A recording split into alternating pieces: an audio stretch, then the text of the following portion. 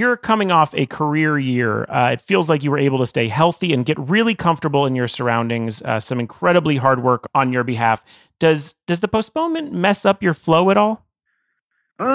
It did for me. Honestly, after that year coming into the spring training, I knew who I was as a player. I kind of had an understanding. Before then, I was still searching about trying to figure out what may be the most consistent. How was I going to be able to be consistent in this league? Because you watch all the best players in this league, they're consistent. They know how to play their game and they know how to bring it out every single day. And so I was always chasing that, trying to figure out what makes me the best that I can possibly be. And I started understanding, who I was and what made me good. It was one of the things that came to spring training this year, and everything was starting to click. You usually go through a chart and you want to have something, to kind of see where you are going into the season. And for me, I always wanted to check off, certain boxes and make sure, because obviously when you start a season, you always have certain things that are a little behind, and they kind of start picking up as you get more games in. But this year, it was just like, man, everything felt good. I was seeing the ball well. I was hitting well above 300. I was, doing my thing, leading off actually to start spring training. And it was one of those things where everything was falling into place. And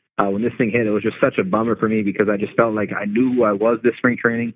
I knew what I was trying to, accomplish in this spring training. I felt like when the season was going to be ready to go, like I was ready to start. Where usually you're kind of like, you know what, I don't really know how this beginning is going to go. Let's just go out there and compete. But, I just felt really confident in what I had going. And I thought it was going to be a really, really good 2020. And, then this whole COVID thing came up and, just kind of stopped that all in the tracks. Totally. Yeah. I mean, it's true because you're going into kind of a contract year. They have an option on you. They'd obviously would be stupid not to renew that, considering you're really getting into your stride with the Cardinals. But do you think of it from a business standpoint that you want to get out there and prove yourself for those type of situations also?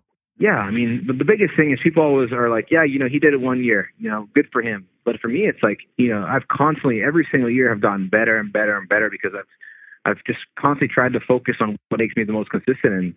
And it was one of those things where I just felt like, I was doing really well and I knew who I was. And, hopefully the Cardinals understand that, yeah, I'm getting into my 30s now, but I feel like I'm just scratching the surface with the player that I am. And, I know who I am now. And now it's about just, continuing to build on that and make myself the best that I could possibly be. Yeah, and especially with the city getting behind you, it does feel like it would be a good place for some sort of extension or whatever. But obviously, the game and everyone's health is sort of in limbo. But you proved yourself as a 4-category guy last year. You won your first Golden Glove.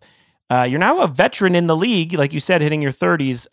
With rumors that you will be taking that leadoff spot that you tested out during spring training. Do you see yourself as taking a leadership role when things start back up? That's one of those things where I try to let my actions speak for that.